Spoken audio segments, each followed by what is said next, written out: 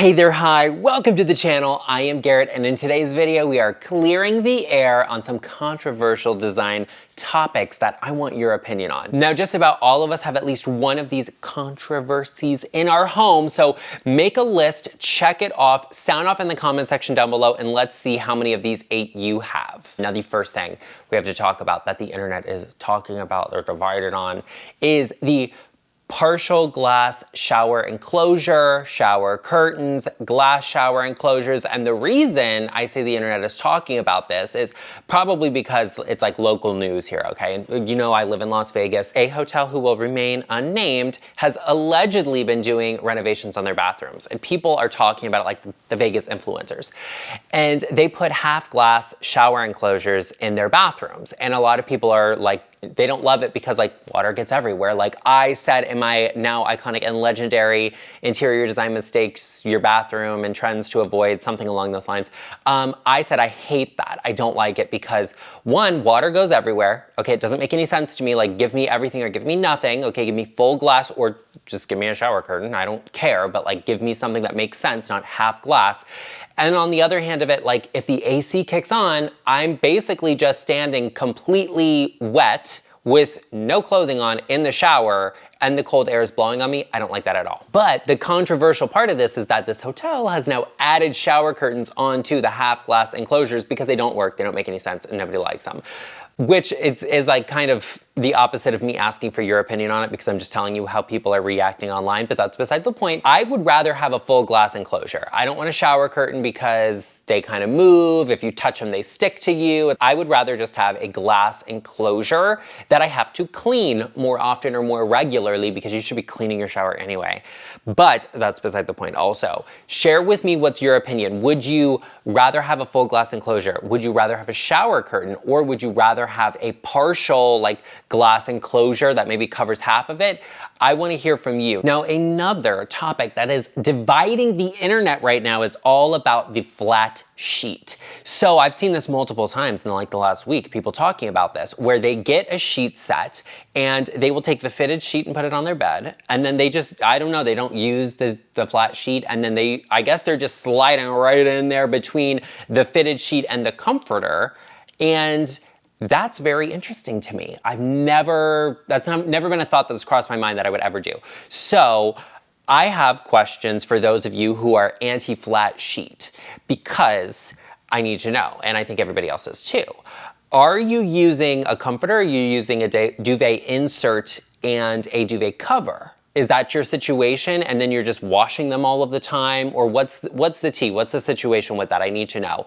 I personally like a flat sheet because I've always lived places where it's very hot. I lived in Florida, I live in Las Vegas, like the heat is here. So if at night I am hot, I don't have to sleep under the big heavy comforter. Like I can just take that off and then I have a sheet so that I can be under the sheet and I can be cool still without like air blowing on me. That's why I'm pro flat sheet because that just makes sense to me. I don't know a reality where I would be like, yeah, I'm okay with not having it. Like, something about that is very off to me, is very odd to me. The other thing I always do is I sleep with a blanket as well because I just like the weight of like the blanket. I like to be able to feel it. I need it to be thinner so that I stay cool in the hot, but I also like to have a blanket for the weight on top of me, like a thin open knit blanket.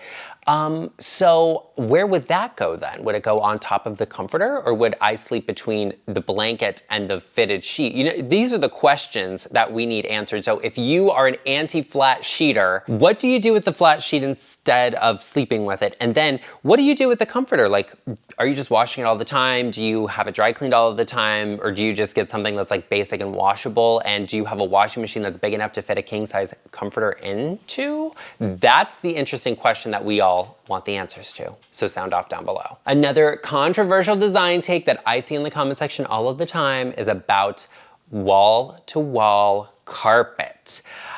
I don't love carpet, but I don't love carpet for realistic reasons, right?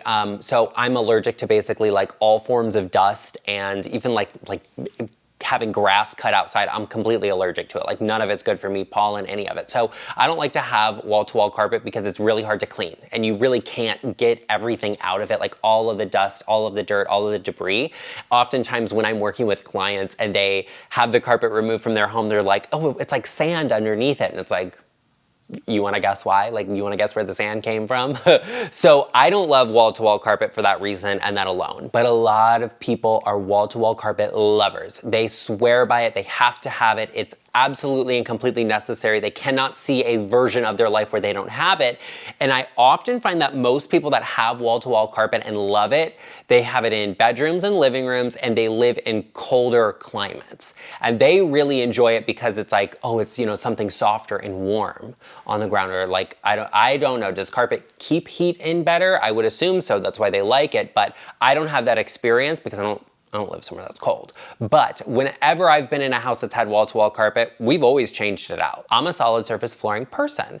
And I think there's multiple ways you can do this, different materials you can use for this and all sorts of stuff if you like solid surface. So that's my take on it. And I want to hear from you. What parts of your home have carpet? What parts of your home would you allow to have carpet? Do you have carpet and love it? Do you have carpet and hate it? Have you ever had carpet removed and seen what's underneath it? Share with us in the comment section down below, because some people need, you know, to hear the real tea and the real facts from the reviewers, okay? Sound off, because we all want to know. Now, when it comes to the pros of anything, be it carpet or another feature of your home, whether I'm working with a client or I'm gonna discuss something with you on this channel, I weigh the pros and the cons.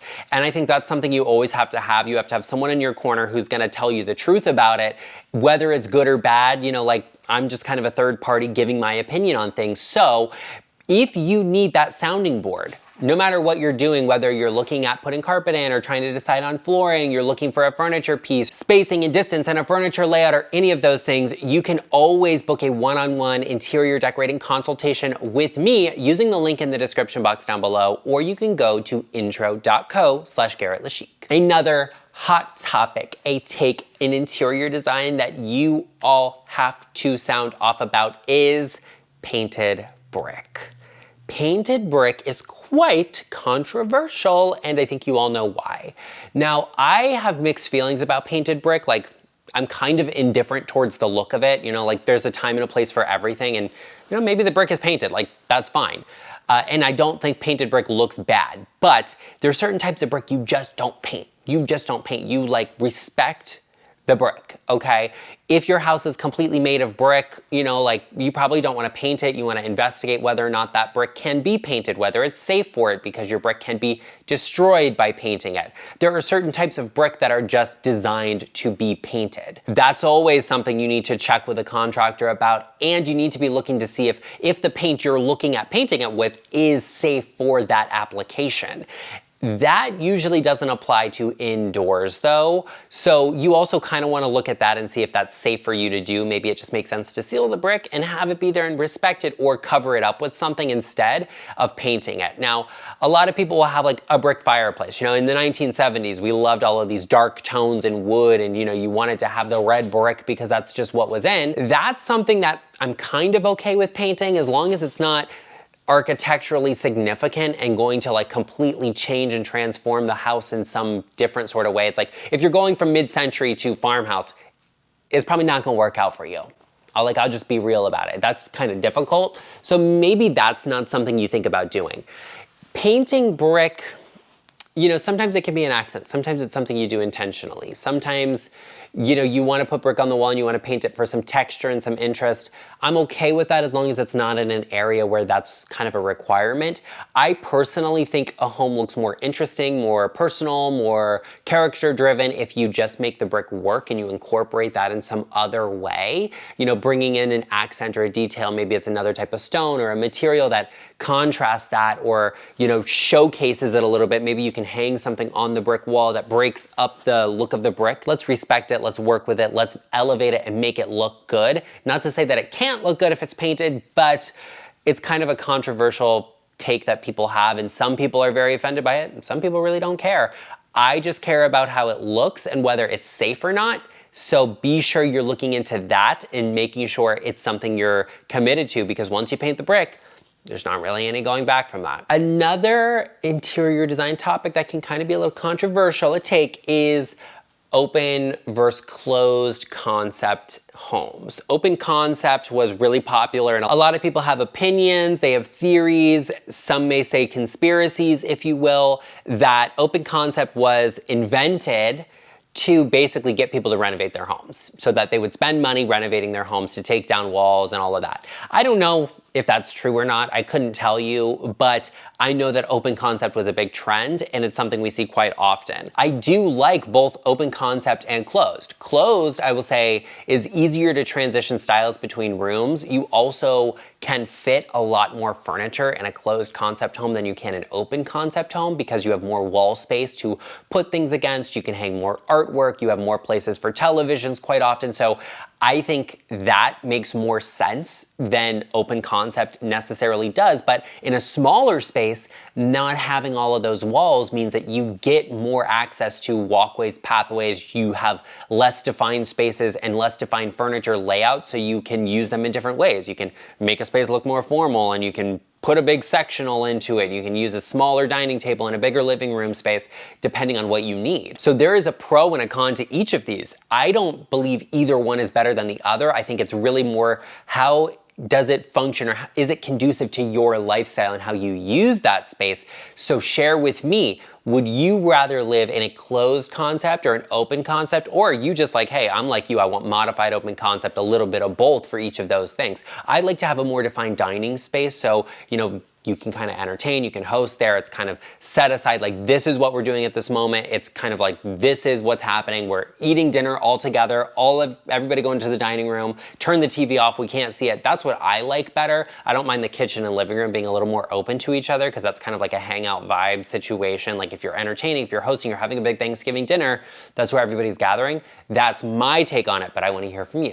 Now, whether you like open concept, closed concept, or modified, what I hope you like is the time we're spending together in this video. And if you are, and you're not a part of our LeChic family already, I would greatly appreciate if you took the moment, hit the subscribe button and joined us, became a part of our LeChic family. We post 2 videos every week all about interior design. And you typically get a little cameo of the sweetest and cutest, most adorable little Cavalier puppy. And he would like to say, join us, hit that subscribe button, and we would greatly appreciate if everyone watching could give this video a like. Now, the next topic we have to talk about that it can be considered quite controversial are cabinets, your kitchen cabinetry that extends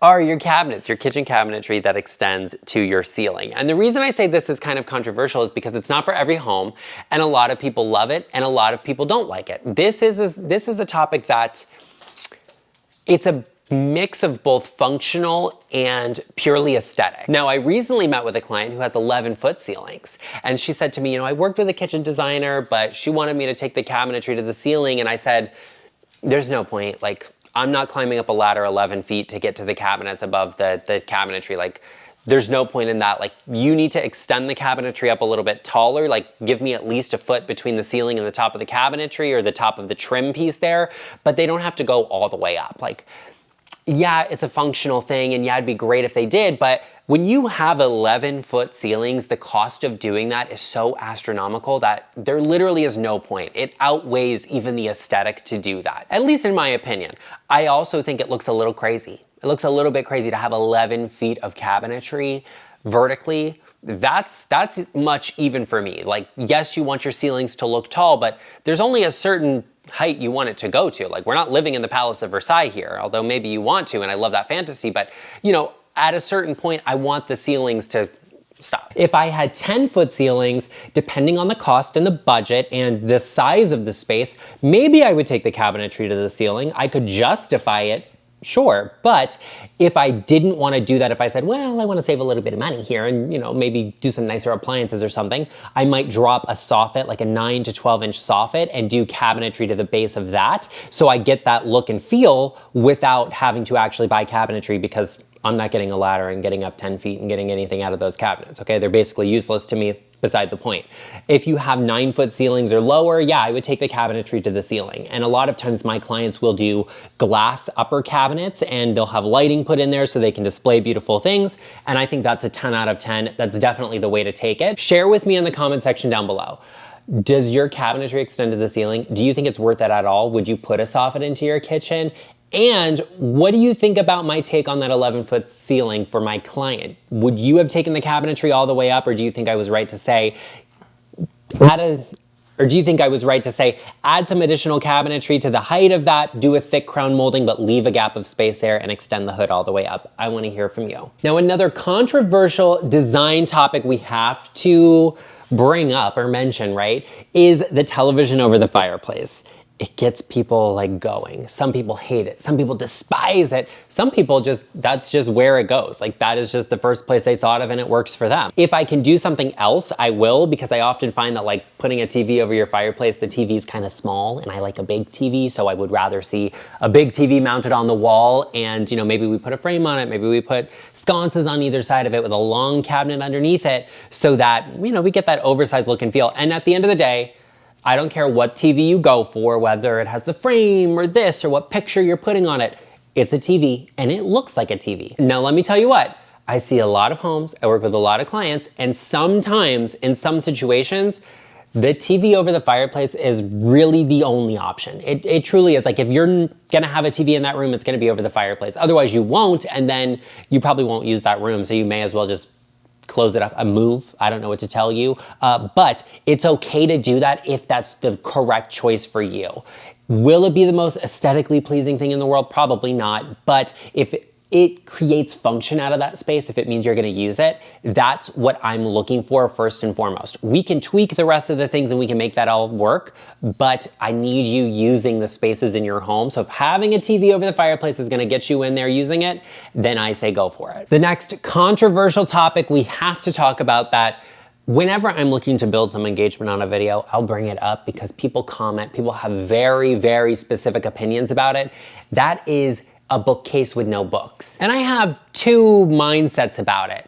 On one hand, yeah, I don't like to see a bookcase that has absolutely no books, okay? I don't like to see a bookcase that's jam-packed full of books either because it looks a little cluttered and a little busy too. So there's a fine line as to what I think you have to do there.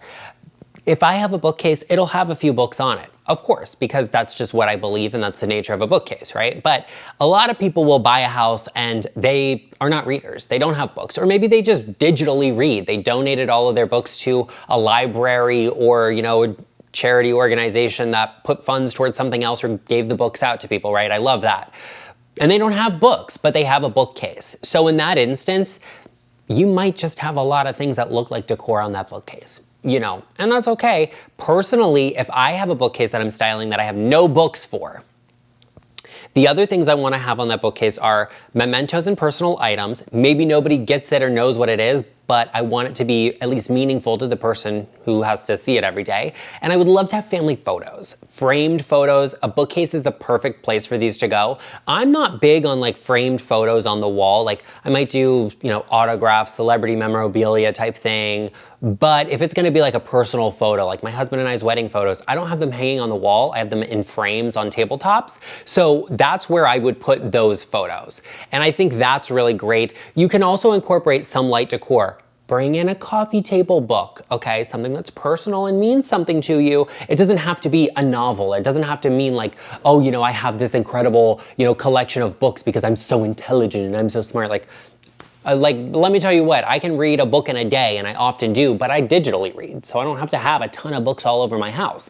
Because I had a ton of books all over my house, and then we had no bookcases to put them in when we moved, so I donated a lot of them, and you know, a lot of other people get to read them now, and that's a great thing too. Plenty of people are just not big into reading novels or books, and they don't want to have them out, and that's okay. Just make sure your house actually works and functions for you. Make sure you're not pretending to be somebody you're not, because we'll probably be able to tell, and that's okay. Just make sure your home truly reflects you. And if that means you don't have any books, you don't have to have them.